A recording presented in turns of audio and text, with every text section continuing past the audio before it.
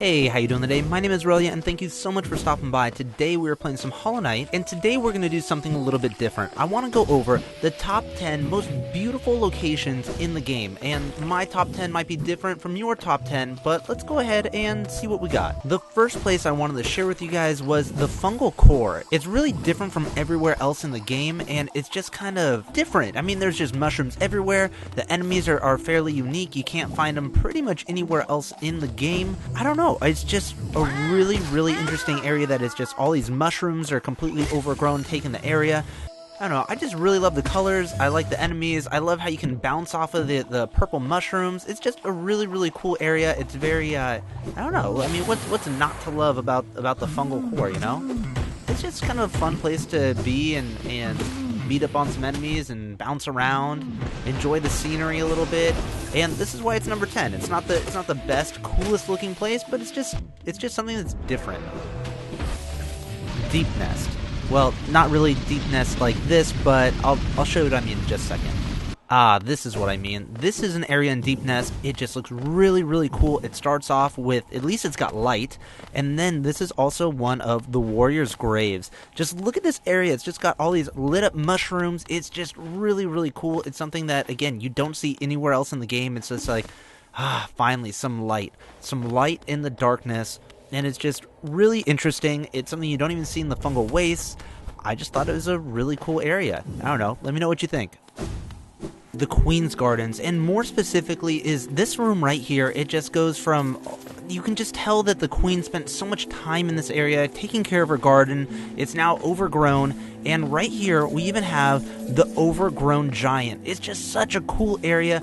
It's just beautiful with all the plants, even with like this like rocks and rubble down here. You can see that it was like some sort of path, and that this was an area that was just completely loved by the Queen. I just wish I could dream nail this big giant and see what it had to say or what it was thinking, but just this whole area is absolutely beautiful with all the scenery and the plants, and just the color pops, especially compared to areas like the Forgotten Crossroads where it's just nothing but rock, and now you've got all these purple and green and blue plants and flowers. I just love this whole area. Kingdom's Edge. You leave the city and all of a sudden it looks like it's snowing out. You're just in this big, vast, open area dropping all the way to the bottom, potentially getting killed by the acid if you didn't already have ISMA'S tier. And it's just so open and somber, dark. And you've got these really interesting bugs, and they're only in this area. Again, having unique enemies in an area is just kind of really cool for me. You've got these guys who are just flying from the top, and they just compel you to just keep climbing and climbing. You just want to know what's up there. There's a lot of really cool areas and views in Kingdom's Edge. I mean, just look at this area right here with this bench. Like, the scenery, the feels that you get just puts this place at number 8, at least for me in my book. We might even have to do a top 10 benches in Hollow Knight, just because this one is really high up there. I just love this area. When you find Green Path for the first time, you just went from that rocky area that was all Dirtmouth and the Forgotten Crossroads, and then all of a sudden you get into this new area. Everything's lush, it's green, it's very much like the Queen's Gardens, but it's also different, and it's unique in its own way. Even better is when you start exploring and you make your way up to this bench for the first time. This whole area right here is just the perfect scene. Again, I'm going to have to do a top 10 favorite benches in the game to go along with this, because this area is absolutely beautiful. I just love how you go from this like really rocky area to all of a sudden, boom, you're just smack dab in the middle of this really green, lush area. You got the lamppost, you got the bench, you got the birds, and it's just really cool. I also love how you got the leaves on the left side over there, and I just want to fight those birds. The next coolest place in the game, I thought, was the City of Tears. It's just so different. It stands out in stark contrast to everything else that we see in Hollow Knight. Everything else in the game is so out there. It's so jungle and rural, and it's just whatever else. But now we're in this like kingdom, and it's underground. The other part of the City of Tears I really liked is just how you've got, like, I don't know, you've just got the inside, you've got the rain on the outside. It's just all of a sudden out of nowhere, you're just dropped in this area that's got this architecture, and then there's these little lumaflies in their little jars or whatever, and even the enemies are you can tell that they are like citizens as opposed to like being cooped up or just like out in the wilderness or whatever. Like, these were the citizens of Hollow Nest.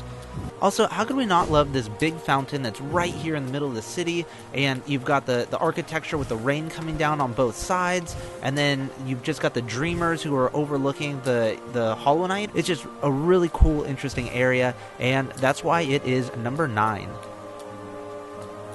The number 4 most beautiful place in Hollow Knight is easily in the Royal Waterways.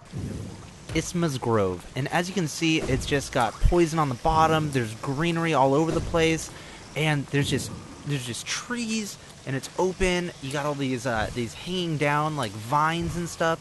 It's just a really cool, beautiful area, and it's just got the acid down here is just really, really dangerous, and on the flip side, you got these really cool, beautiful green leaves.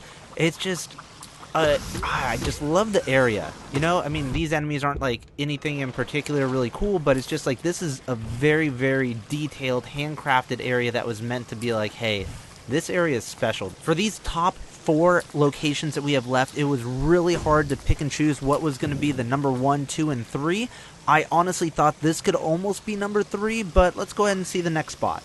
The third coolest place in all of Hollow Knight has to be, of course, the Blue Lake. And what makes this place so cool is that the water seeps through the ground to create the rain in the City of Tears. And what's also interesting is that you can find Tisso here, in this area right about here, and that is after you meet him in the Forgotten Crossroads. You can also obviously find Coral, and that's after you've defeated the Dreamer Mon Mon.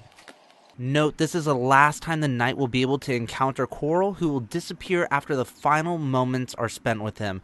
And this will also grant you the achievement called Witness. And so here we can sit with Coral by the Blue Lake and just enjoy the scenery. What's really cool is up at the top left, the developers were kind enough to just get rid of the HUD and just enjoy this nice, peaceful moment. It's so good. It's so good. And if we leave and come back again, we'll see that Coral has left his nail here, and we will never see him in this save game file again. It's sad. So sad. Coral, you will be missed. The second most beautiful place in all of Hollow Knight easily has to be the Crystal Peak. I don't know about you, but I remember the very first time I got this ability and was able to Crystal Heart my way through the Crystal Peak, I was just completely blown away. It was completely just shock and awe. Just, these views are stunning. Compared to just how bleak everything else was, it was just all of a sudden, there's this bright, bright pink colors and just flying through the sky. It just had me like, wow, what an amazing game. Like, this happens fairly early on in the game, and I was just like, okay, I'm getting into something good here. This is a great game. And I don't know, this whole area just really took me by surprise, and I was really happy to just get the Crystal Heart ability, and I just wanted to do this over and over again, just checking out this view. And just some interesting lore stuff when it comes to the Crystal Peak. There's an entry from the Hunter that says, there is some strange power hidden in the crystals that grow up in the peaks. They gleam and glow in the darkness, a bright point of searing heat in each one. They sing too, if you listen very softly. So the deep focus charm says naturally formed within a crystal over a long period of time, it draws in soul from the surrounding air. So this just shows that these crystals that are in Hollow Knight, that are in Crystal Peak, actually do contain soul, and that is what's actually powering the different devices and stuff. So like the golem that we end up finding the Crystal Heart ability in, that was powered by these crystals that are containing soul. So it sounds like the minor bugs, they're all trying to get the power from these crystals, and the crystals get their power from soul. Very interesting. And the number 1 most beautiful area in Hollow Knight has to go to JONI'S Repose. And so you make your way into the Howling Cliffs, and it's just to the east from where you find Cornifer. You kind of make your way through this really damp, dark cave, and there's some enemies that just kind of spawn out after you. You gotta watch out for the spikes, of course. And as you go deeper and deeper, you'll notice that in the background there are some things on the wall. Some things like growing. And if you just keep going past all the enemies, just a little further, you find these butterfly-looking things.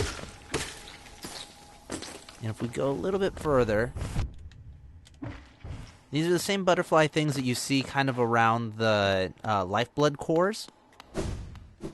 A little bit further in, you just see all these butterflies that just kind of come up out of nowhere.